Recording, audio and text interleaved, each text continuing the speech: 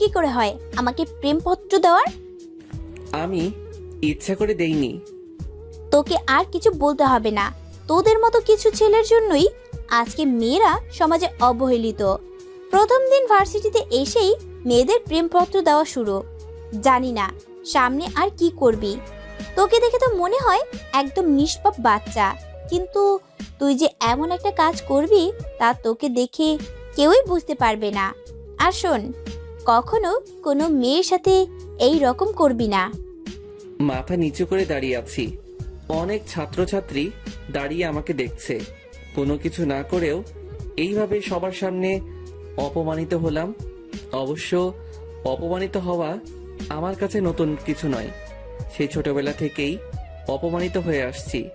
বাবা মা মারা গেছে তখন আমি অনেক ছোট। তারপর থেকেই এতিমখানায় বড় হয়েছি। এইচএসসি পর্যন্ত সেখান থেকে পড়ালেখা করেছিলাম।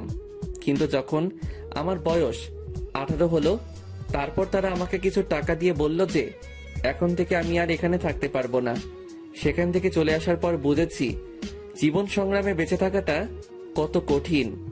কলেজে ভালো রেজাল্ট করেছি বিধায় এই কলেজে অনার্সে চান্স পেয়েছি। আমি পারভেজ, আর এই দুনিয়ায় আমি শুধু একা, কেউ নেই আমার। কলেজে গেট দিয়ে ঢুকে সামনে যাইতেছি, তখনই কেউ একজন ডাক দিল। সামনে যাওয়ার পর বলল, কলেজে নতুন নাকি? জি ভাইয়া নতুন। নাম কি? পারভেজ। তোমাকে দেখে তো ভদ্র মনে হয়, কিন্তু তুমি এই বিয়াদবিটা কি করে করলা? আমি কি করেছি ভাইয়া? আমরা তোমার সিনিয়র, আর তুমি আমাদের সালাম না দিয়ে চলে যাচ্ছিলে কেন? দুঃখিত ভাইয়া, আমি খেয়াল করিনি। এখন থেকে দিবে। ঠিক আছে, এবারের মতো মাফ করে দিলাম। এই খামটা নাও। আর ওই যে দেখতেছো যে একটা মেয়ে দাঁড়িয়ে কথা বলছে, ও আমার ফ্রেন্ড। তুমি ক্লাসে যাওয়ার সময় ওই মেয়েটাকে এই খামটা দিবা। এটা খুবই গুরুত্বপূর্ণ একটা কাগজ। আচ্ছা ভাইয়া দিব। তারপর মেয়েটাকে খাম দেওয়ার পর কি হলো তা তো আপনারা জানেনই। ক্লাসে চলে আসলাম। কিছুক্ষণ পর দেখলাম ওই ছেলেগুলো আর ওই মেয়েটাও ক্লাসে আসছে। তার মানে ছেলেগুলো আমার সিনিয়র নয়। স্যার এসে সবার সাথে পরিচয় পর্ব সেরে নিলেন। প্রথম দিন ছিল বলে আজকে তেমন আর ক্লাস হয়নি।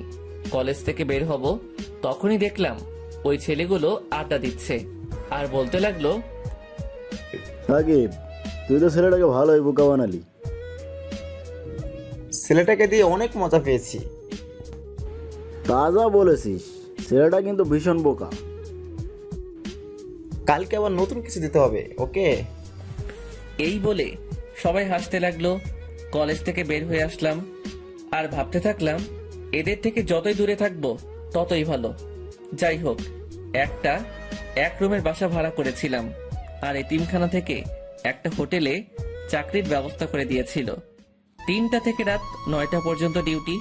বাসায় গিয়ে কিছু খেয়ে ঘুমিয়ে পড়লাম। ঘুম থেকে উঠতে একটু দেরি হয়ে গেছিল, তাই হোটেলে ঠিক টাইমে পৌঁছাতে পারি নাই। হোটেলে পৌঁছানোর পর ম্যানেজার বলল, এই জন্যই তোমাদের মতো ভার্সিটি পড়ুয়া ছেলেদের কাজ দিতে নেই। প্রথম দিনেই দেরি। সরি স্যার, আর হবে না।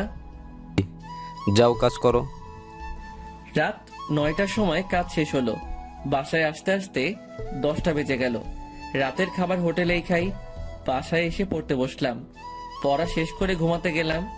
সকালে ঘুম থেকে উঠে ফ্রেশ হয়ে কিছুক্ষণ পড়লাম। তারপর কলেজে গেলাম। কলেজে যাওয়ার পর আবার সেই ছেলেটা সাকিব ডাক দিল। তোকে না বলেছিলাম আমাদের সালাম দিতে? সালাম কেন দিব? আমরা তো একসাথেই পড়ি। তোরে তো। তখনই একজন স্যার চলে আসলো। কি হচ্ছে কি এখানে? যাও ক্লাসে যাও। তারপর ক্লাসে চলে আসলাম। ক্লাসটা শেষ করে যখনই বাইরে আসবো তখনই একটা ছেলে আমাকে ধাক্কা দিল। তোর সাহস কি করে হয় আমাকে জড়িয়ে ধরার? আমি ইচ্ছে করে করিনি, কে যেন আমাকে ধাক্কা দিয়েছে। অন্যায় করে আবার মিথ্যা কথা বলিস? প্রথম দিন আমাকে লাভ স্টোরি দিলি, আজকে আবার জড়িয়ে ধরেছিস। তোকে যেন আর কখনো আমার সামনে না দেখি। এই বলে মেয়েটা চলে গেল। তখনই সাকিব বলল, কিরে, কেমন দিলাম? এখন থেকে সব সময় আমাকে সালাম দিবি। কিছু বললাম না, জানি এদের কিছু বলে লাভ হবে না। চলে আসলাম সেখান থেকে। রাস্তা দিয়ে হাঁটছি। আমি কি শুধু সবার কাছে অবহেলিত হয়ে থাকবো? বাইরের পৃথিবীটা যে কত কষ্টের তা এখন বুঝতে পারছি। বাসায় চলে আসলাম। আজকে আর ঘুমালাম না, ঠিক টাইমেই হোটেলে চলে আসছি। তখনই ম্যানেজার এসে বলল, পারভেজ, এই খাবারগুলো ওই টেবিলে দিয়ে এসো। আচ্ছা স্যার। খাবার দিতে গেলাম, তখনই একজন বলল, এতক্ষণ লাগে খাবার দিতে? সে কখন থেকে অপেক্ষা করছি। ঠিক টাইমেই তো দিলাম স্যার। আবার মুখে মুখে কথা, যাও এখান থেকে। চলে আসলাম ওখান থেকে, ঠিক টাইমে খাবার দিলাম। তারপরে বলে যে দেরি হয়েছে। হোটেলের কাজ শেষ করে বাসায় চলে আসলাম। কিছুক্ষণ পড়ার পর ঘুমোতে গেলাম। শুয়ে শুয়ে ভাবছি, আমার জীবনের লক্ষ্য কি? এই দুনিয়ায় তো আমার কেউ নেই, না আছে কোনো আত্মীয় স্বজন, না আছে কোনো বন্ধু। আমার সাথে তো কেউ ভালো ব্যবহার করে না। জানি না এই অবহেলিত জীবনের সমাপ্তি কখন ঘটবে। আমি মরে গেলে আমার লাশ দাফন করার জন্য কেউ থাকবে না। এসব ভাবছি আর দু চোখ বেয়ে পানি পড়ছে। সকালে ঘুম থেকে উঠে কিছুক্ষণ পড়লাম, তারপর কলেজে আসলাম। ক্লাসে বসে আছি, সবাই যার যার মতো আড্ডা দিচ্ছে, আর আমি পিছনের বেঞ্চে বসে আছি। কারণ হলো আমি তাদের মতো নই। হঠাৎ করে সাকিব বলল, কিরে, তুই প্রতিদিন একই শার্ট পরে কলেজ আসিস কেন? কলেজের মানবতার দেওয়াল থেকে কিছু কাপড় নিস, ওগুলো তোর পরনের কাপড় থেকেও ভালো। এটা বলার পরই সবাই হাসতে লাগলো, আর আমি মাথা নিচু করে চোখের পানি ফেলছি। স্যার ক্লাসে আসলো, পড়ানো শুরু করলেন। ক্লাস শেষ করে কলেজ ক্যান্টিনে আসলাম। খুবই ক্ষুধা লাগছিল, তাই কিছু খেতে গেলাম। একটা চেয়ারে বসে সিঙ্গারা খাচ্ছি, তখনই সাকিব আর ওর বন্ধুরা আসলো। তারা সবাই আমার পাশে থাকা চেয়ারে বসলো। ওই মামা, সিঙ্গারা দাও তো। তারা সবাই আমার পাশে বসে সিঙ্গারা খাচ্ছে। সিঙ্গারা খাওয়ার পর আমাকে দেখিয়ে বলল, এই মামা, সিঙ্গারা টাকা ও দেবে। আমাকে কিছু বলার সুযোগ না দিয়েই তারা চলে গেল। তারপর বাধ্য হয়ে আমাকে টাকা দিতে হলো। তারপর সেখান থেকে বাসায় চলে আসলাম। ভাবছি আজকে দুপুরে না খেয়ে থাকতে হবে। আমার মতো ছেলের না খেয়ে থাকলে কারো যায় আসে না। বাসায় বসে এসব ভাবছি, তখনই পাশের বাসার এক বড় ভাই এসে বলল, পারভেজ, তোমার রক্তের গ্রুপ কি? বি পজিটিভ ভাই। তুমি কি রক্ত দিতে পারবে? জি ভাই, পারবো। তারপর বড় ভাইয়ের সাথে হাসপাতালে গেলাম রক্ত দিতে। রক্ত দেওয়ার পর কিছুক্ষণ বেডে শুয়ে বিশ্রাম নিলাম। দুপুরে আর না খেয়ে থাকতে হয়নি, অনেক কিছু খেতে দিয়েছিল আমাকে। সেখান থেকে আর বাসায় গেলাম না, ওখান থেকেই হোটেলে চলে গেলাম। আজকে অনেক দেরি হয়ে গেছে, জানি না আজকে গেলে ম্যানেজার কি বলবে। হোটেলে যাওয়ার পরই ম্যানেজার বলল, তোমার কি কোনো দায়িত্ববোধ নেই? তোমাকে বলেছিলাম না যে দেরি করবে না? Sorry sir. এখানে আর দাঁড়িয়ে না থেকে যাও, কাজ করো। কাজ শেষ করে বাসায় আসলাম। শরীরটা খুবই খারাপ লাগছে, তাই আজকে আর পড়তে বসলাম না, তাড়াতাড়ি ঘুমিয়ে পড়লাম। সকালে ঘুম থেকে উঠে কিছুক্ষণ পড়লাম, তারপর কলেজে গেলাম। কলেজে যাওয়ার পর সাকিব ডাক দিল। ওদের ওখানে গিয়ে দেখলাম ওরা সবাই সিগারেট খাচ্ছে। আমি আবার সিগারেটের ধোঁয়া সহ্য করতে পারি না, তাই বললাম, যা বলবেন একটু তাড়াতাড়ি বলবেন। আমি সিগারেটের ধোঁয়া সহ্য করতে পারি না। আমার কথা শুনে ওরা সবাই হাসতে লাগলো। তারপর সাকিব বলল, তোকে তো আজকে এত সহজে ছাড়ছি না। তুই এখন আসমাকে গিয়ে প্রপোজ করবি, তা না হলে তোকে সিগারেট খাওয়াবো। আসমাকে? এখন আসমাকে চেনো না? যার কাছে তুই থাপ্পড় খাইলি সে হলো আসমা। আমি এটা করতে পারবো না। তাহলে তোকে জোর করে সিগারেট খাওয়াবো, তাও আবার অন্য স্টাইলে। এই গাঁজাগুলো সিগারেটের ভিতর ভর, তারপর ওকে জোর করে খাওয়াবো। দয়া করে আমার সাথে এমনটা করবেন না।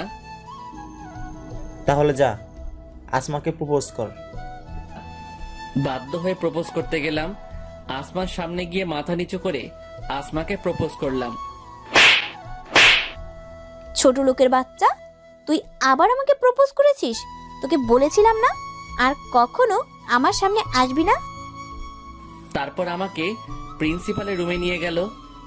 স্যার আমাকে অনেক বিরক্ত করছে। তুমি আসমাকে বিরক্ত কেন করছো? তোমাদের মতো ছেলেদের জন্য কলেজের মান সম্মান নষ্ট হয়। আমি তোমাকে কলেজ থেকে বহিষ্কার করব।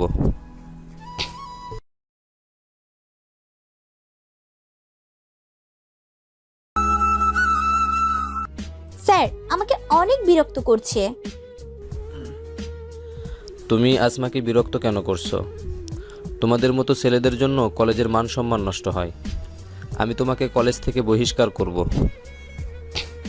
আমি প্রিন্সিপালের পায়ে ধরে বলতে লাগলাম, স্যার দয়া করে আমাকে বহিষ্কার করবেন না, আমি আর কখনো এমনটা করব না। যদি আর কখনো তোমার নামে অভিযোগ আসে তাহলে তুমি আর কোনো সুযোগ পাবে না। যাও এখন। তারপর সেখান থেকে চলে আসলাম। ভাবছি আমার সাথেই কেন এমন হয়, আমি তো কারো কোনো ক্ষতি করি নাই, তারপরও তারা কেন আমার পিছনে পড়ে আছে। দোস্ত, ছেলেটার সাথে কিন্তু প্রতিদিন সেই মজা হয়। যা বলেছিস, কালকে আবার ওকে নতুনভাবে চাপ দেবো। আসমাকে দিয়ে ওকে প্রতিদিন মার খাওয়াবো। এই বলে সবাই হাসতে লাগলো। এটা আবার আসমা শুনেছে। ওই ছেলেটার কোনো দোষ নেই, আর আমি শুধুই ওই ছেলেটাকে ভুল বুঝলাম। কালকে কলেজে আসলে সরি বলতে হবে। রাতে শুয়ে শুয়ে ভাবছি, কালকে কলেজে গেলে তো আবার সাকিব আমার সাথে ওই রকম করবে। মনে হয় না আর ওই কলেজে বেশি দিন থাকতে পারবো। এইসব ভাবতে ভাবতে ঘুমিয়ে পড়লাম। পরের দিন কলেজে গেলাম। যাওয়ার পরই আসমা ডাক দিল। সরি। কেন? তোমার কোনো দোষ ছিল না, তারপরও আমি তোমাকে অনেক অপমান করেছি। গতকালকে আমি সাকিবের কাছ থেকে সব শুনেছি। আমাকে মাফ করে দাও, আমি সত্যি খুব দুঃখিত। তোমার তো কোনো দোষ নেই, তোমার জায়গায় অন্য কোনো মেয়ে থাকলেও এটাই করতো। আচ্ছা তাহলে আজ থেকে তুমি আমার বন্ধু। তোমার নাম কি? পারভেজ শেখ। তোমার? আসমা আক্তার আনিকা। আজকে থেকে তাহলে আমরা বন্ধু। না। কেন? তার মানে তুমি আমাকে মাফ করতে পারো নাই? দেখো, তুমি বড়লোক বাবার মেয়ে আর আমি রাস্তার ছেলে, তোমার সাথে আমার বন্ধুত্ব করা ঠিক হবে না। আর কখনো এই কথা বলবে না। তুমি যেমনই হও না কেন, তারপরও তুমি আমার বন্ধু। তারপরও আর কোনো কথা বলবি না। এখন থেকে আমাকে তুই করে বলবি। আচ্ছা, চেষ্টা করব। তারপর ক্লাসে চলে গেলাম। প্রথমবার আমি সামনের বেঞ্চে বসলাম, তাও আবার আসমার সাথে। ক্লাস শেষ করে আসমার সাথে ক্যাম্পাসে বসে আছি। তোর মোবাইল নাম্বার দে। আমি ফোন চালাই না। মানে তোর কি কারোর সাথে কথা বলার প্রয়োজন মনে হয় না? না। কেন? আমার কেউ নেই। কেউ নেই মানে? এই দুনিয়ায় আমার আপনজন বলতে কেউ নেই। আমি এতিম। আর কখনো নিজেকে এতিম বলবি না। আজকে থেকে আমি তোর আপনজন। আয় এখন আমার সাথে। কোথায়? আসলেই দেখতে পাবি। তারপর আসমা আমাকে একটা মোবাইলের দোকানে নিয়ে গিয়ে একটা মোবাইল কিনে দিল। আমার সব কথা শুনে করুণা করতেছেন আমাকে। দিব একটা থাপ্পড়। এত বেশি বুঝিস কেন? তোরে এই মোবাইল দিয়েছি আমার সাথে কথা বলার জন্য। এখন চলো। কোথায়? চল। তারপর আমাকে একটা রেস্টুরেন্টে নিয়ে গেল। দুপুরে একটা রেস্টুরেন্টে খেলাম। খাওয়ার পর আসমাকে বললাম, আমি তাহলে এখন যাই। কোথায় যাবি? কাজে যাব। মানে? আমি একটা হোটেলে চাকরি করি, 2টা থেকে রাত 10টা পর্যন্ত। চল আমি তোকে নামিয়ে দিয়ে আসি। তারপর আসমা আমাকে ওর গাড়িতে করে আমাকে হোটেলে নামিয়ে দিল। হোটেলের কাজ শেষ করে বাসায় গেলাম। বাসায় যাওয়ার পর পড়তে বসলাম। তখনই আসমা ফোন দিল। কি করিস? এইমাত্র বাসায় আসলাম, এখন পড়তেছি। ভালো। তা কিছু খেয়েছিস? হ্যাঁ, হোটেল থেকে খেয়ে এসেছি। তুই? এই মাত্রই খেলাম। ভালো।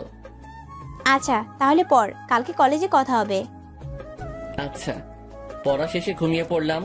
সকালে ঘুম থেকে উঠে ফ্রেশ হয়ে কিছুক্ষণ পড়লাম, তারপর কলেজে গেলাম। কলেজে যাওয়ার পর সাকিব ডাক দিল। ওই ফকিন্নি, এদিকে আয়। জি ভাইয়া আসছি। কোথা থেকে যেন আসমা এসে বলল, ও যাবে না, তা তুই বলার কে? আমি ওর বন্ধু।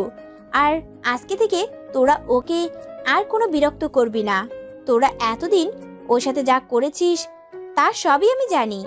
আর যদি কখনো ওর সাথে খারাপ কিছু করার চেষ্টা করিস তাহলে প্রিন্সিপালের কাছে বলে তোকে কলেজ ছাড়া করাবো। এই বলে আমাকে নিয়ে অন্য জায়গায় চলে গেল। তোর সাথে যে ওরা এত খারাপ ব্যবহার করে তুই কি ওদের কিছু বলিস না? কি বলবো, সবই আমার কপালের দোষ। সবাই আমার সাথে ওই রকম করে। আজ থেকে কেউ যদি তোর সাথে খারাপ ব্যবহার করে তাহলে তুই তার প্রতিবাদ করবি। তারপর রুমে আসলাম।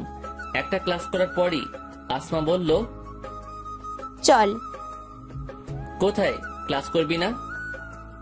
আজকে আর ক্লাস করব না, এখন তুই আর আমি ঘুরতে যাব। তারপর আসমা আমাকে নিয়ে নদীর পাড়ে একটা পার্কে ঘুরতে গেল। একটা বেঞ্চের উপর দুজনে বসে আছি, হালকা বাতাস বইছে, খুবই ভালো লাগতেছে। হঠাৎই আসমা আমাকে বলল, আচ্ছা, তুই কি কখনো